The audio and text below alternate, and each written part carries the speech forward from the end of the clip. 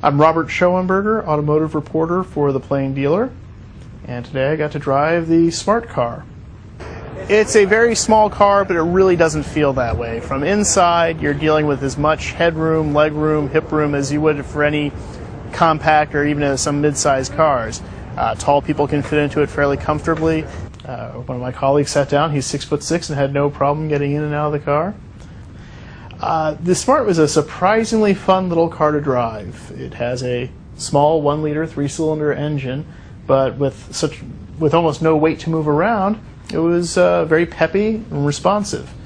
On the freeway, driving along, semis were passing by. I didn't feel sucked towards them or pushed away from them, anything like that.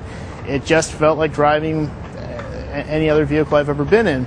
Where you really start noticing the differences, where parking, turning around has a very, very tight turning circle. Because it is a small car, hitting a pothole, you're going to definitely feel it. Instead of having the shifter on the floor or on the column, you had it right next to you at your fingertips under the steering wheel.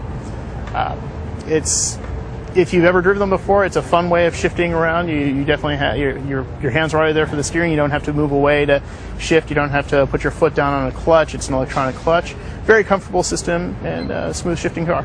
The brakes are very responsive when you push a little bit harder. They have the electronic backups to really put that extra pressure if you stomp hard. But it'll take some getting used to. It's not going to be a very comfortable driving experience the first few minutes until you get used to that. They have more than 20,000 people have signed up and paid $99 to reserve a spot in line to buy one of these.